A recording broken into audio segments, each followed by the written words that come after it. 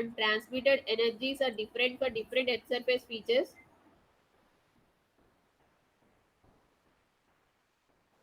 we'll able to identify different features depending upon these proportions.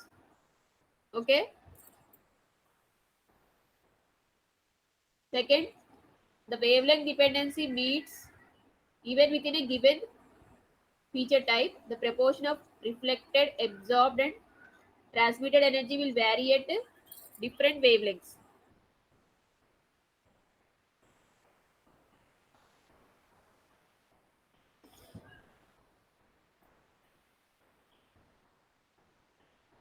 So, for a given Earth surface feature, the proportion of reflected, absorbed, and transmitted energies will vary at different wavelengths, even for a single Earth surface feature.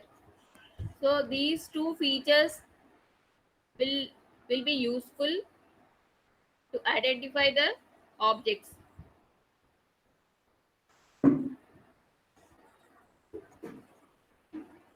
So, two features may be indistinguishable in one spectral range and be very different in another wavelength band.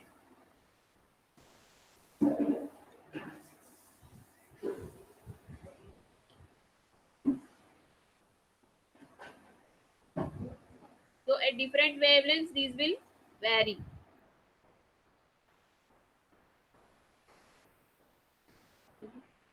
So, within the visible portion of the spectrum, these spectral variations result in the visual effect called color.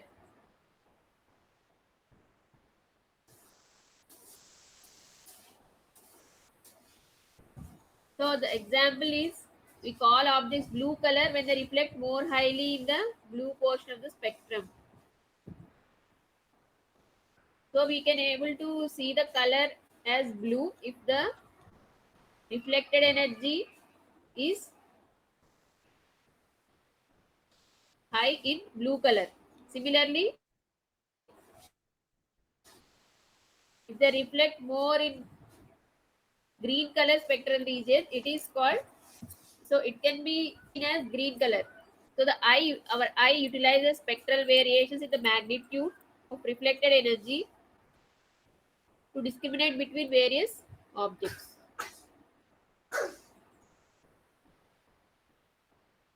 Because many remote sensing systems operate in the wavelength regions in which reflected energy predominates.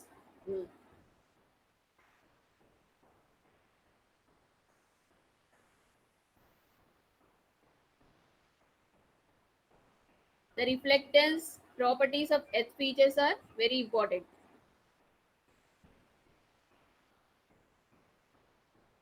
So it will be useful to think the energy balance relationship which is given in this equation. Reflected energy is equal to, so what is the equation?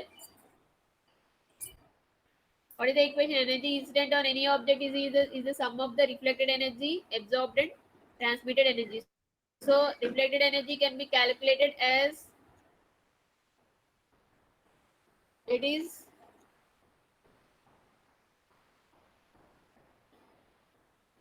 so from the total incident energy, the absorbed energy, transmitted energy are subtracted to get the reflected energy. So, so am I audible? Hello, are you listening? Yes, ma'am. Yes, ma'am.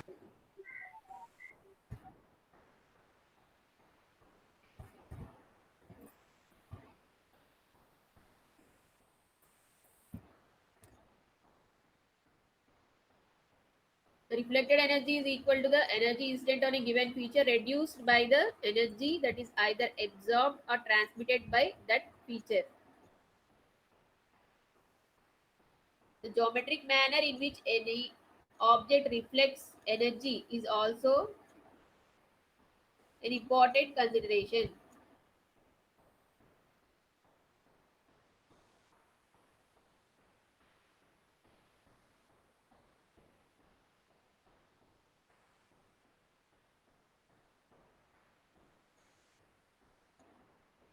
So this is important. This is a function of surface roughness of the object.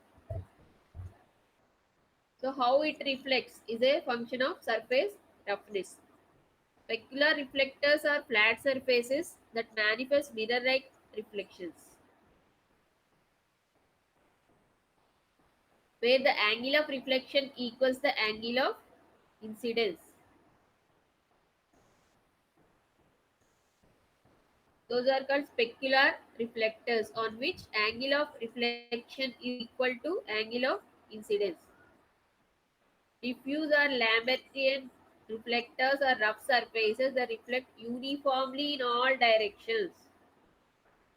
So if the reflection is uniform in all directions, it is called those are called diffuse reflectors. Most edge surfaces are neither perfectly specular nor diffuse reflectors. So it is given that most of the features are neither perfectly specular nor diffuse reflectors. So all the surface features are not perfectly specular, or we can say not perfectly diffuse reflectors. And the characteristics will vary in between these two extremes, that is between specular and diffuse reflectors.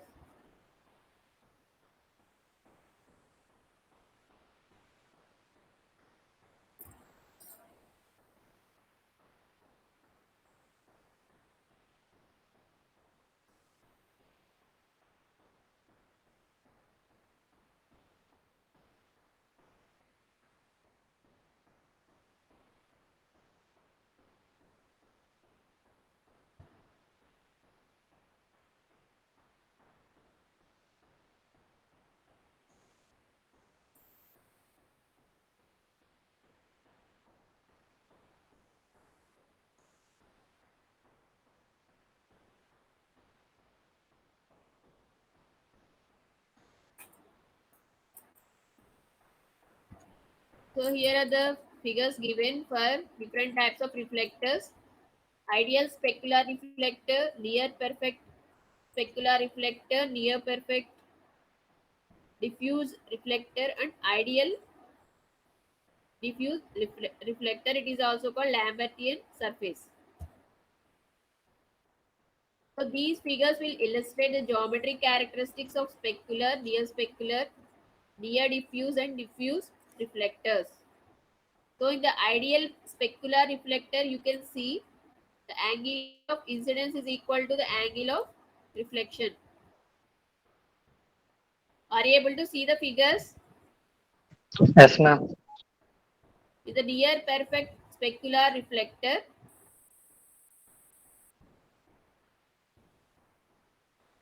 it is near perfect. So the angle of reflection is nearly equal to angle of incidence. Okay.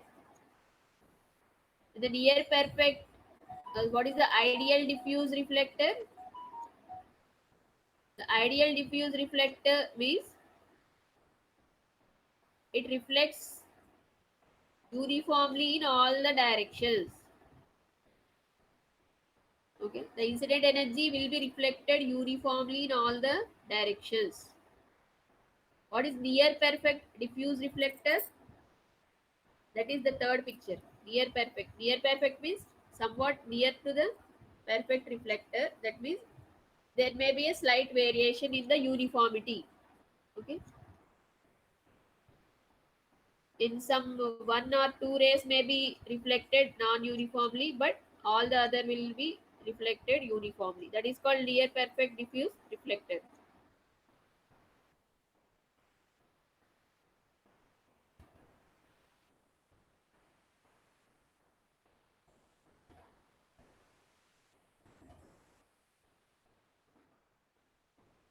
So this is the difference between specular and diffuse reflectance. And we generally will be interested in measuring the diffuse reflection of objects. Diffuse reflected means the reflection, uniform reflection of the by the objects.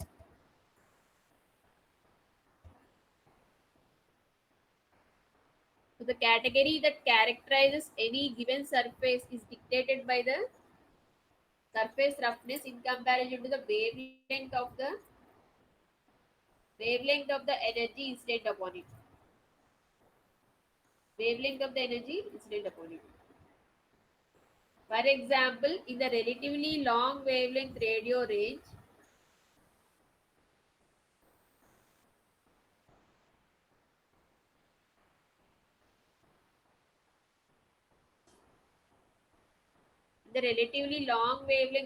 sandy beach can appear smooth to incident energy.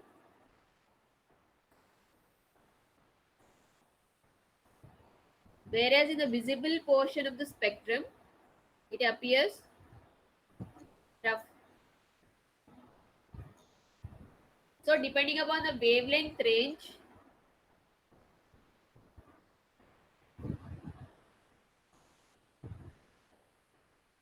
it will vary. Radio waves will be having longer wavelength. So what is the wavelength range of radio waves? What is the wavelength range for radio waves? Can anyone say? The Hello? 100 edge, 60 to It is 600 1 edges. 60 to micrometers 600. to 1 meter. 1 micrometers to 1 meter. You have to buy out the wavelength values for all the type of wavelength bands, spectral bands. Okay, electromagnetic spectrum, I have already told you. Okay. I think I did not send you the textbook. Yes, ma'am. Okay, you mail me, you send me the message, mail ID once in this Google Meet, or the particle sizes that make up a surface. Then the reflection from the surface will be diffuse. That means reflection will be uniform in all the directions. So diffuse reflections contain spectral information on the color of the reflecting surface.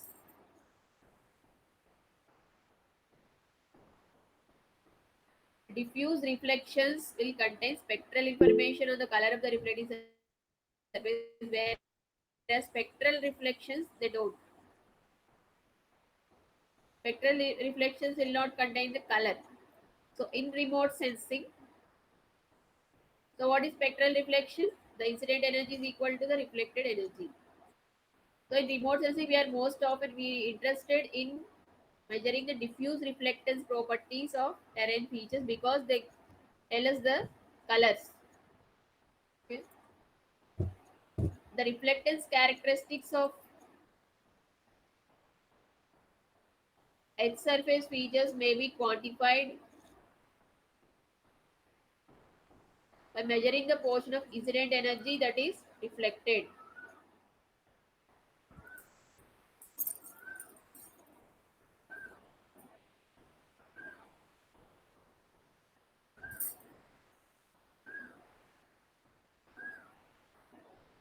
The reflectance characteristics of edge surface features may be quantified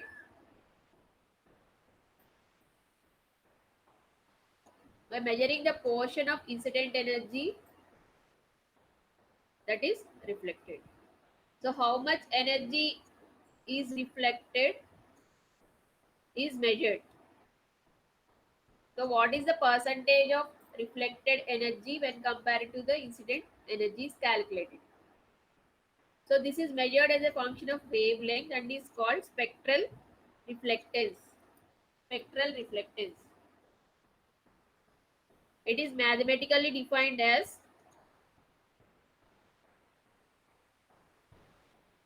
rho lambda, which is equal to energy of wavelength reflected from the object divided by the energy of wavelength incident upon the object into 100 will give the percentage of reflectance.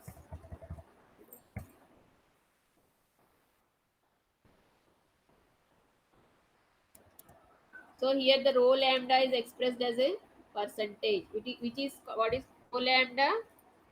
That is called spectral reflectance. Spectral reflectance means energy of wavelength reflected from the object divided by the energy of wavelength incident upon the object. That is the percentage of reflected energy is calculated of the total incident energy. A graph of the spectral reflectance of an object is a function of wavelength. As a function of wavelength is termed as spectral reflectance curve. A graph of spectral reflectance of an object as a function of wavelength is called spectral reflectance curve. The configuration of spectral reflectance curves gives us insight into the spectral characteristics of an object and has a strong influence on the choice of wavelength regions.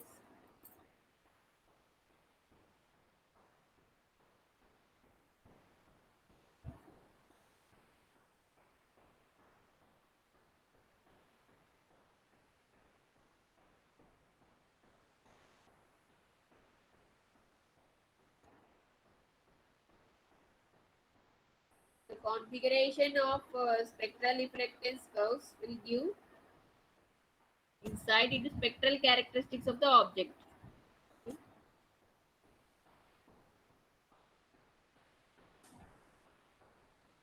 And what are the wavelength regions in which it has strong influence on the choice of wavelengths will be the data. Such data can be acquired, okay, by using the spectral reflectance curves.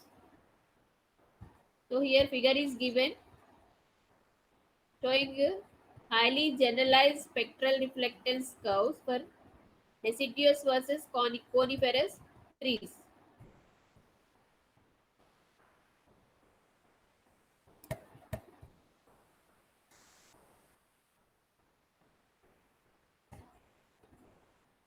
So this is the generalized spectral reflectance curve having wavelength on x-axis and reflectance on on y-axis. So these are the spectral reflectance curves drawn for coniferous and deciduous trees.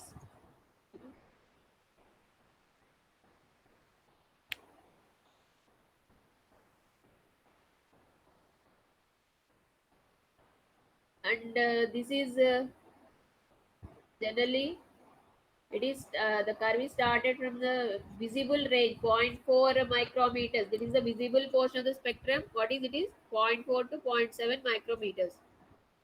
After that it is called infrared region. Okay. So in this spectrum range, these two spectral curves are drawn.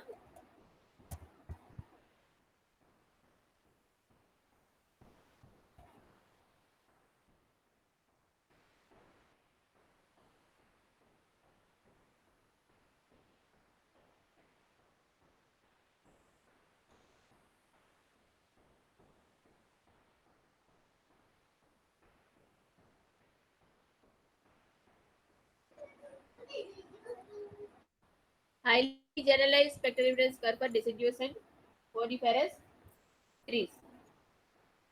The curve for each of these object types is plotted as a ribbon or envelope of values, not as a single line.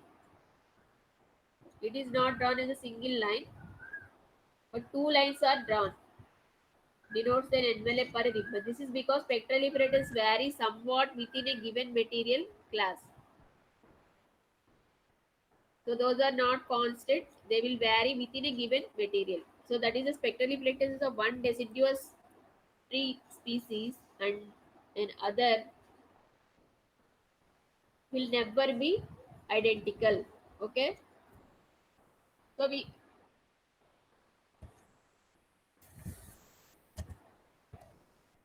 so in this figure you can see.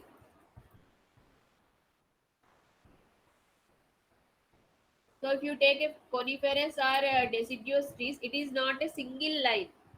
It is shown as a double lines. So it tells us the spectral reflectance of any of a one deciduous tree is different from spectral reflectance of another deciduous tree. So those are not equal for similar type of trees. It is not equal. So for different trees, there will be a somewhat variation. A little bit variation is there. So in this, so in that range, in that ribbon or envelope, whatever it may be. So that is the range in which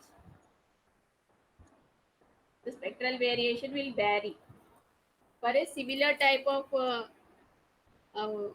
for different types of deciduous trees or different types of coniferous trees.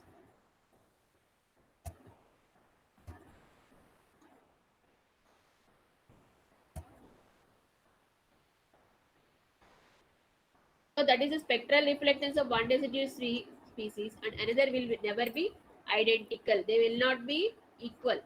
So nor will the spectral reflectance trees of same species be exactly equal.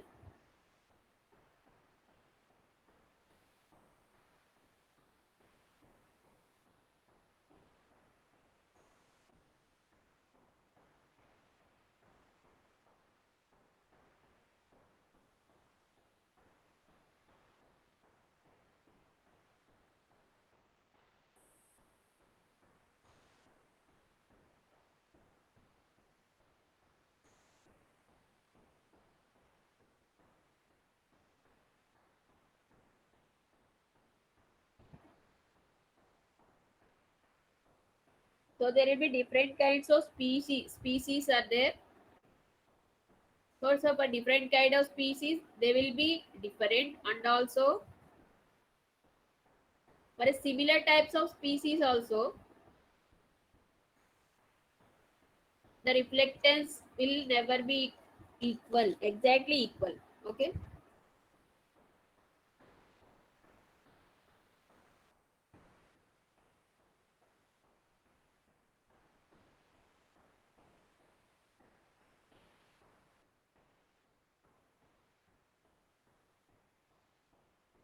So this is the figure. Generalized spectral reflectance envelopes for deciduous and coniferous trees. Each tree type has a range of spectral reflectance values at any wavelength.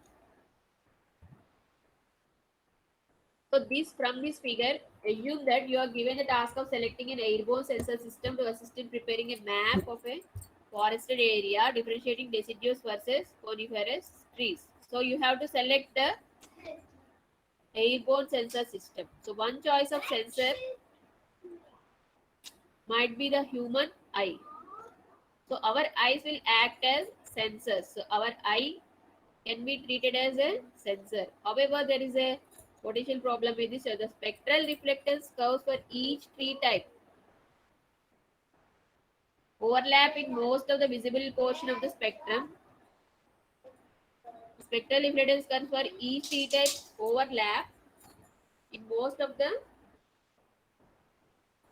visible portion of the spectrum and are very close where they do not overlap.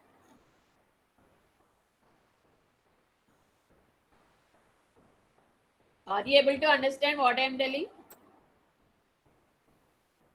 Hello? Yeah, madam. Portion of the spectrum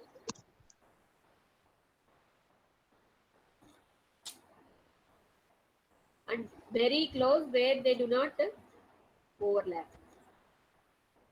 So the eye might see both tree types as being essentially the same shade of green and might confuse the identity of the deciduous and coniferous trees.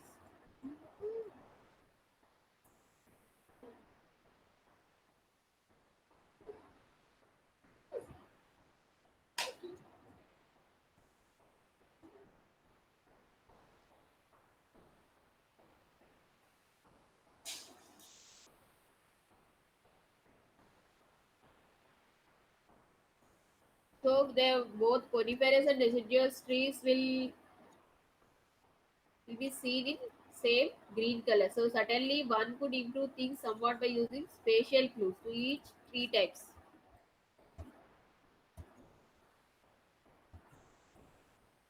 Identity such as size, shape, sight, and so forth. So, however, this is often difficult to do from the air, particularly when three types are intermixed. So, how might we discriminate the two types on the basis of their spectral characteristics alone? So, we could do this by using a sensor system that records near infrared energy. A camera loaded with black and white infrared film is just such a system.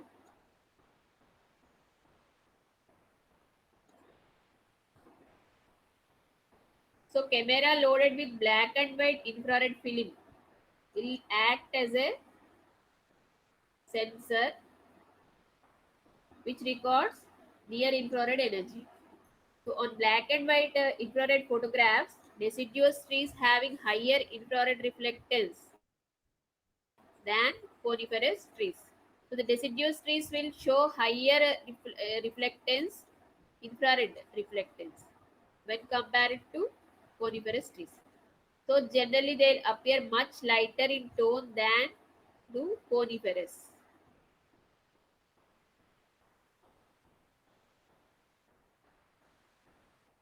Deciduous trees will appear in light color than do coniferous. This is illustrated in figure 1.9, which shows stands of coniferous trees surrounded by deciduous trees.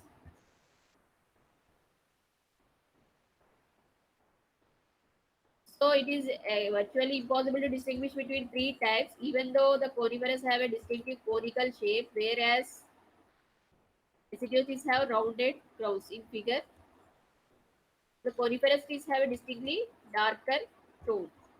On such an image, the task of delineating deciduous or coniferous trees become almost trivial. So, in fact, we to electronically scan this type of image, and so these are the deciduous and the coniferous trees. Photographs taken from the by traveling through aircraft. Okay,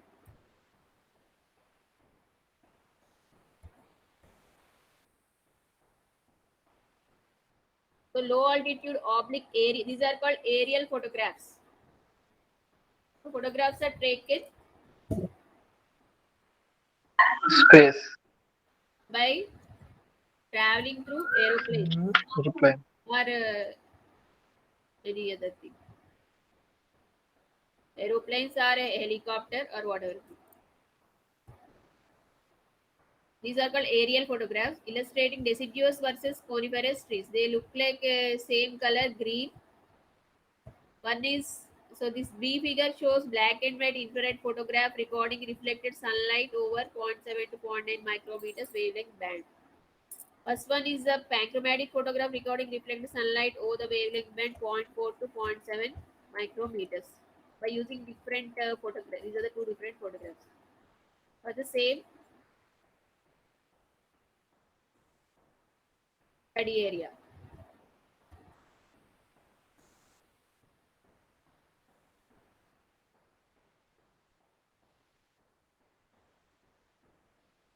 So these are called plates.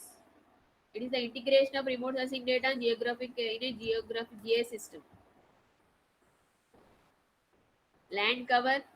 First one shows is the land cover. Second is soil erodibility. C is slope. D is the soil erosion potential.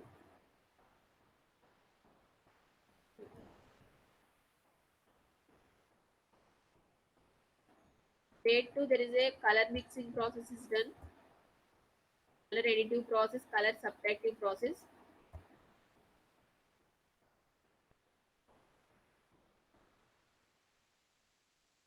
Normal color and color.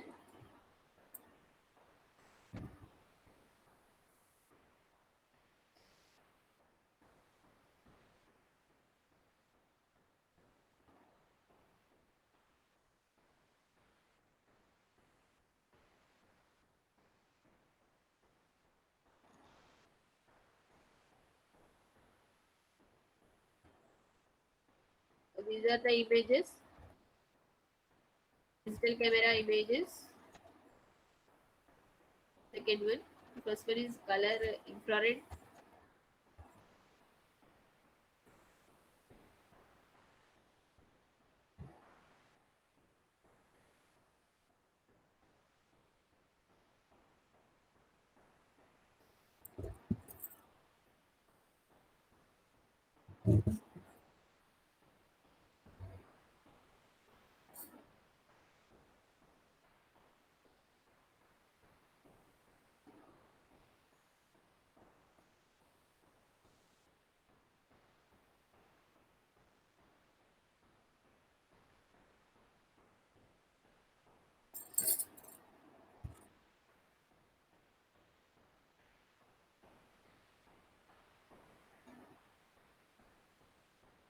And these are the photographs taken by the American Society of Photogrammetry and Radiography.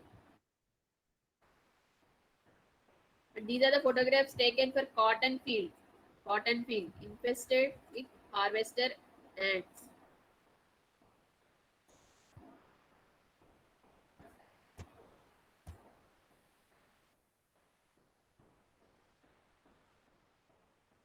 Color composite is produced in an all-digital environment from images acquired by multi-band digital camera system.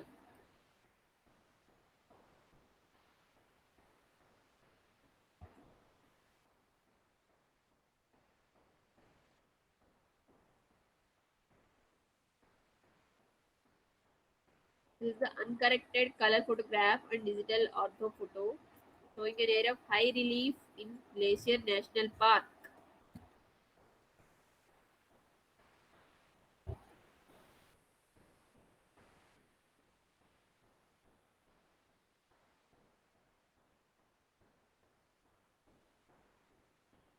Oblique color infrared aerial photographs illustrating the effects of data photography. So on June 30th, it is taken June, July 1st, July 2nd, August 11th, etc.